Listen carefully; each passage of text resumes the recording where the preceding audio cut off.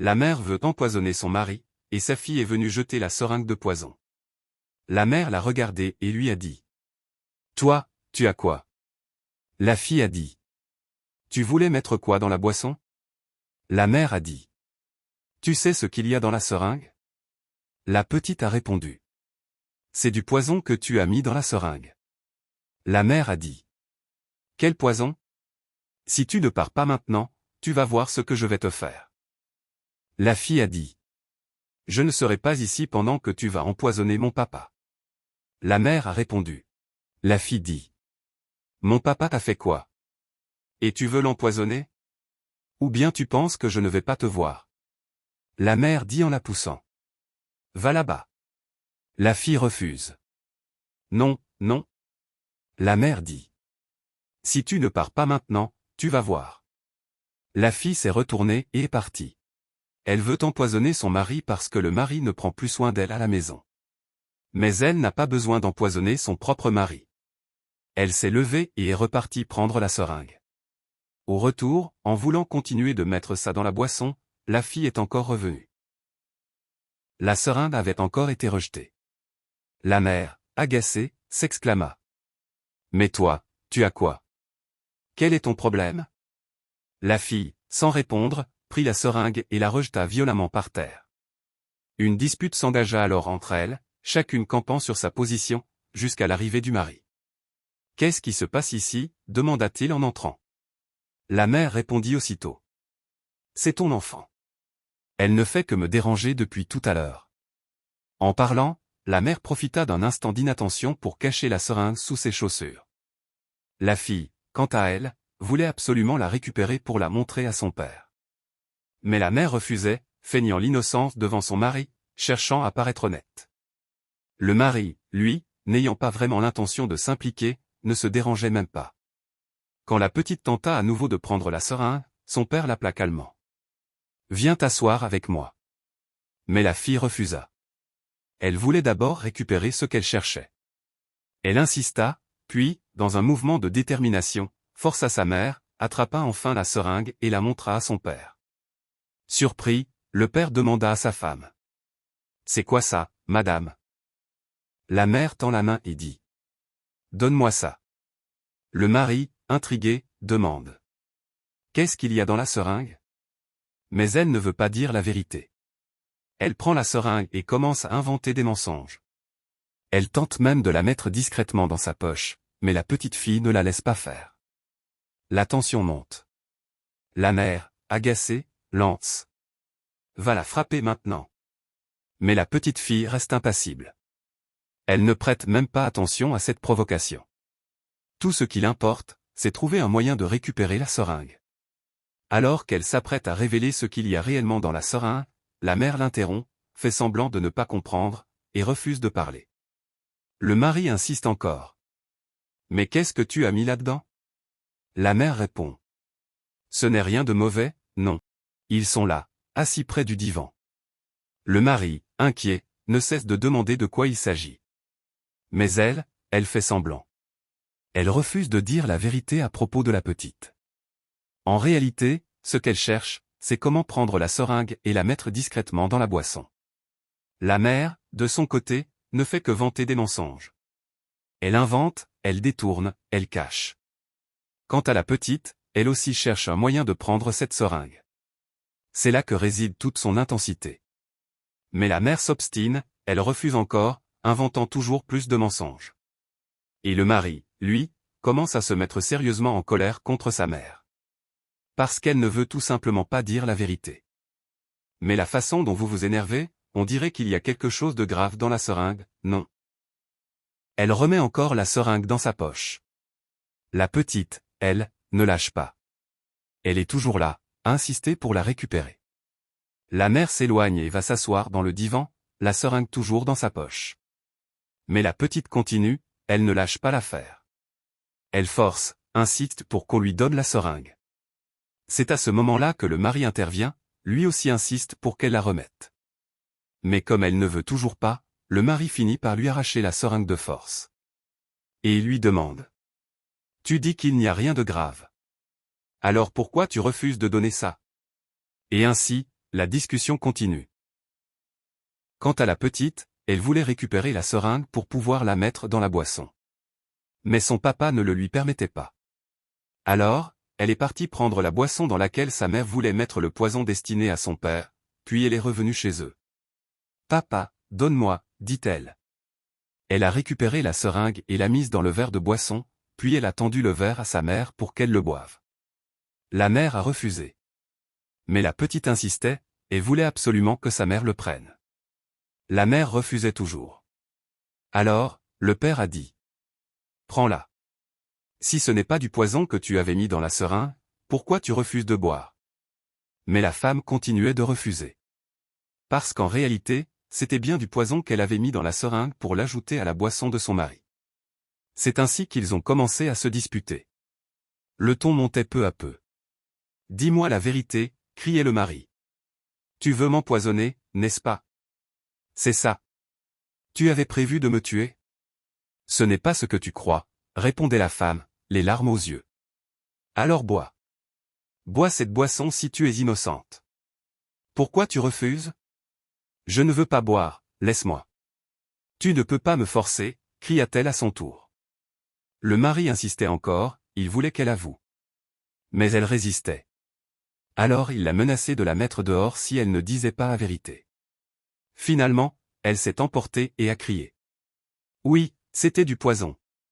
Je voulais te l'administrer. » Un silence s'est installé. Le mari, choqué, l'a fixé sans dire un mot. « Pourquoi ? » demanda-t-il, la voix tremblante. Et la femme répondit, en colère. « Parce que tu ne fais plus attention à moi. Tu ne me parles presque plus, tu ne m'écoutes jamais. À la maison, c'est comme si je n'existais plus. Tu me négliges complètement. Tu penses que j'exagère, mais je souffre depuis longtemps. » Et c'est à ce moment-là que Et le mari a dit, « Ah bon, d'accord. Je ne refuse pas. Il faut prendre la boisson. » Elle refuse. Prendre ça. Elle refuse toujours. Alors le maire, pris d'une grande colère, la force. Prends ça. Mais elle refuse encore. C'est à ce moment-là qu'elle s'est complètement énervée, et elle a commencé, dans un élan de colère, à dire que c'est aussi à cause des soins qu'il ne lui fait plus. Oui, c'est du poisson qui est dedans. Oui, c'était du poison. Je voulais te l'administrer. Un silence s'est installé. Le mari, choqué, l'a fixé sans dire un mot. Pourquoi ? demanda-t-il, la voix tremblante. Et la femme répondit, en colère. Parce que tu ne fais plus attention à moi. Tu ne me parles presque plus, tu ne m'écoutes jamais. À la maison, c'est comme si je n'existais plus.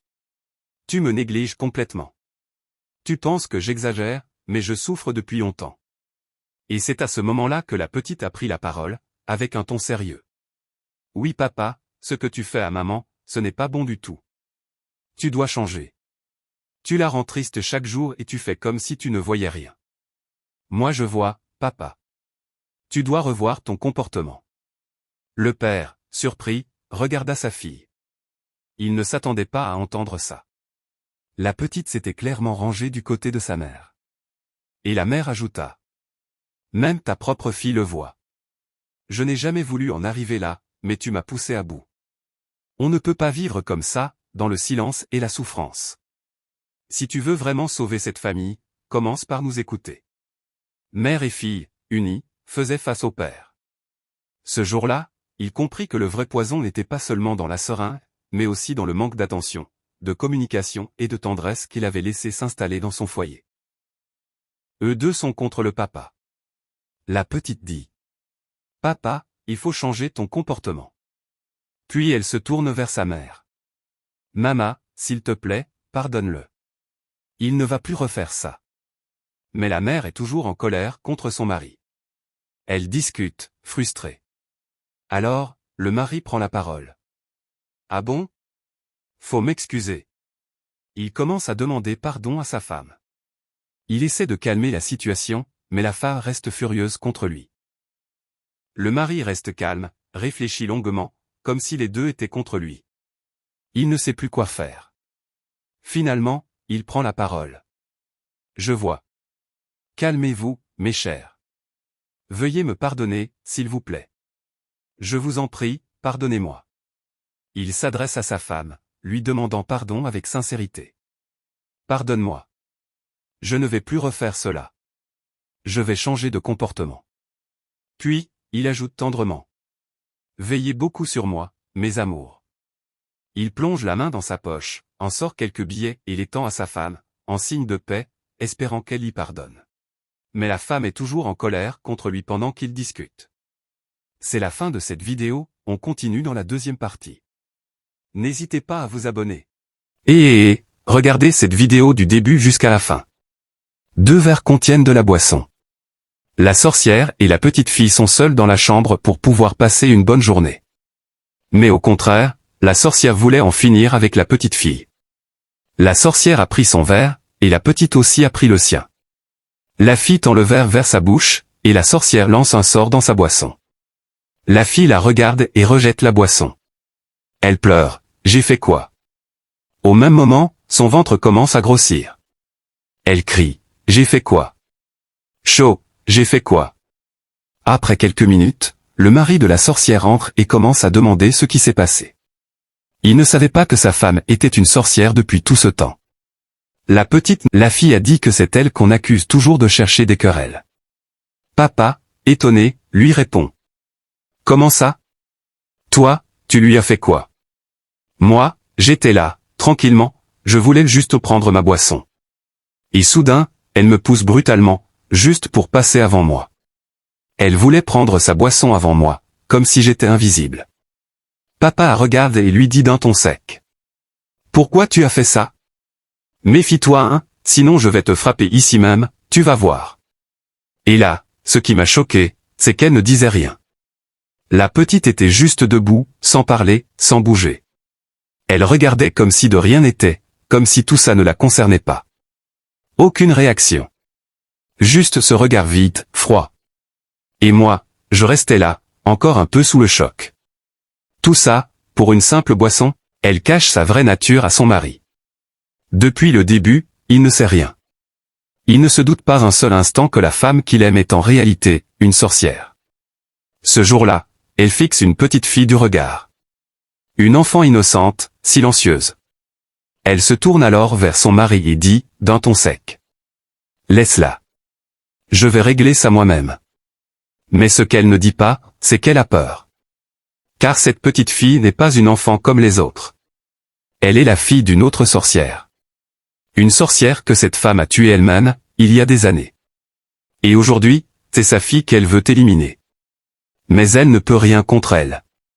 Car cet enfant porte un espoir trop fort, une lumière trop grande. Et cette lumière, elle la brûle de l'intérieur. Alors qu'elle tente d'agir, une douleur la frappe violemment au ventre. Elle se tord de douleur, crie, recule. Oh mon ventre! Oh! Qu'est-ce que j'ai fait pour mériter tout ça? Elle comprend que ce mal vient de la petite, ou plutôt de la force qui la protège. Mais elle refuse de reculer. Elle devient plus sournoise. Elle commence à créer des dégâts dans la maison, fait tomber des objets, provoque du désordre. Après quelques minutes, la mère de la petite fille apparut, dans le corps même de l'enfant. Au même moment, la petite s'effondra sur le divan. Puis, une voix, puissante et calme, s'éleva à travers elle, s'adressant à la sorcière et à son mari. Le mari recula, terrifié.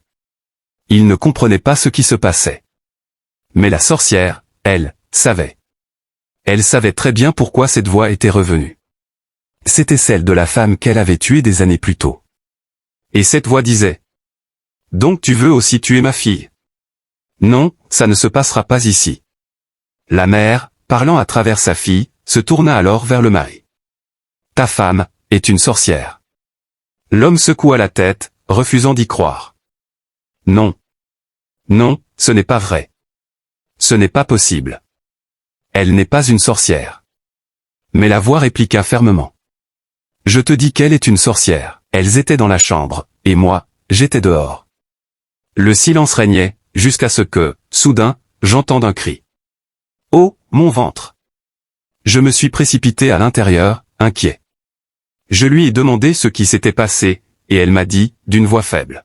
« C'est la petite, elle m'a donné un coup dans le ventre. » Mais à ce moment-là, quelque chose d'étrange s'est produit. L'esprit de la mère de la petite a réagi avec colère. Non, non. Tu voulais tuer mon enfant. J'étais là, à côté, témoin de toute la scène. Puis elle s'est tournée vers moi et a lancé, accusatrice. Ta femme est une sorcière. Mais moi, je savais. Alors j'ai répondu calmement. Non. Mais, elle n'est pas une sorcière. Ou bien, tu es une sorcière. Non, je ne suis pas une sorcière. Et tu avais fait quoi à la fille? Non, non, je ne lui ai rien fait. C'est elle qui m'a donné un coup dans le ventre. À ce moment-là, l'esprit de la mère de la petite est apparu, furieuse. C'est à moi que tu parles? Tu n'avais pas lancé un sort dans la boisson de ma fille. Non, non, quel sort? C'est elle qui m'a frappé, non? Un coup bien dans le ventre. Tu ne sais rien. Dit alors le mari, qui venait d'arriver en entendant le bruit de la dispute. J'ai entendu du vacarme, alors je suis venu. La femme, le visage crispé de douleur, gardait son ventre en pleurant. Mais l'esprit, calme et puissant, s'approcha d'elle. Non, non. Murmura-t-il. Et soudain, dans un geste lent mais chargé de puissance, il lui tendit la main. Un éclair invisible traversa l'air. La prétendue sorcière reçut le sort en plein cœur. Elle recula, le souffle coupé. Et d'un coup, elle commença à se sentir mal. Très mal. Fin avec un léger silence, puis un souffle dramatique. C'est à ce moment-là que tout a commencé à sortir. La femme, tremblante, le souffle court, a commencé à parler. Elle a tout raconté. Tout ce qu'elle avait fait à la petite. Tout ce qu'elle avait voulu lui faire. Et même les choses qu'elle avait faites bien avant, lorsque la mère de l'enfant était encore en vie. Elle ne retenait plus rien. Comme si la douleur qui la rongeait de l'intérieur forçait chaque mot à sortir. Et elle parlait, encore et encore, sous le regard figé de son mari. Elle se sentait de plus en plus mal, comme si chaque aveu l'écrasait un peu plus. À un moment, en sanglotant, elle a tendu la main vers lui, cherchant un peu de réconfort, ou peut-être juste le pardon. Mais son mari a reculé d'un bond. Non, non, ne me touche pas. Sa voix était glaciale, méconnaissable. Il a fait quelques pas en arrière, lentement, comme si la présence de sa femme lui faisait horreur. Puis il l'a regardé longuement, et dans un souffle, il a murmuré. Donc, c'est comme ça que tu étais, ici, sous mon toit. Oh mon ventre, mon ventre, mon ventre. Le mari dit. Donc c'est comme ça? Tu étais avec moi ici depuis tout ce temps. Sorcière va. Excuse-moi, ma chérie. Je ne savais pas. Excuse-moi beaucoup. Pardonne-moi, ma chérie. Elle demande pardon à son mari en voulant le toucher. Elle fait ça de temps en temps, mais le mari dit. Si jamais tu me touches, tu verras ce que je vais te faire. Sorcière comme ça. La sorcière a raconté tous ses péchés devant son mari. Ce qu'elle avait fait de mal à son mari, ce qu'elle avait tué. Elle a tout raconté. Oh mon mari, pardonne-moi s'il te plaît, ma chérie. Le mari aussi, demande pardon à l'esprit qu'il s'apprête à renvoyer. Puis, il se tourne vers elle, l'air ferme. Oui, tu iras chez tes parents. Il inspire profondément, les yeux remplis de regret. Excusez-moi beaucoup. Je ne savais pas qu'elle était une sorcière. La femme s'approche, tente de le toucher. Mais il recule d'un pas.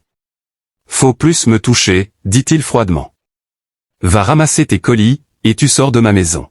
Ce soir-là, la décision était prise. Sa voix résonnait dans toute la maison, femme, sans appel. Oui. Tu ne dormiras pas dans ma maison aujourd'hui. Le mari se tient face à l'esprit, tremblant, et dit d'une voix remplie de regret. Pardonnez-moi beaucoup. Je ne savais pas que ce que vous disiez était la vérité. Ne vous inquiétez pas, elle va rentrer aujourd'hui. Elle ne dormira jamais ici. Veuillez m'excuser profondément. Pendant ce temps, la sorcière, allongée dans l'ombre, fait semblant de dormir. Je ne savais pas qu'elle était une sorcière. Si ce n'était pas vous, là, maintenant, j'aurais accusé ma petite fille. L'esprit lui dit, regarde, elle fait semblant de dormir, c'est une raison de ne pas écouter ce que tu lui dis. Et le mari dit, ah. Réveille-toi et sors de ma maison. Oui. Tu ne dormiras pas dans ma maison aujourd'hui. Ramasse tes colis, et rentre immédiatement chez tes parents. Oh, pardonne-moi mon mari. Le maire est parti ouvrir la porte avec une grande colère, et là, il l'a prise pour une folle dehors. Il a dit, « Je ne te veux plus ici. » Puis il a refermé sa porte et est revenu chez l'esprit, en demandant toujours des excuses. « Elle ne va plus revenir dans ma maison. » Et l'esprit lui dit, « Prends bien soin de ma fille. » Et l'homme répondit, « Oui, je vais bien prendre soin de notre enfant, ne t'inquiète pas. » L'homme était tellement content de l'esprit. Après, il voulut embrasser l'esprit, mais celui-ci disparut. Il fut étonné. Il partit alors réveiller la petite. « Mon enfant, mon enfant. » La petite se réveilla, et il l'embrassa, puis commença à lui demander pardon. Présente des excuses. C'est la fin de cette vidéo. Si tu aimes Jésus-Christ, abonne-toi et partage massivement avec tes amis.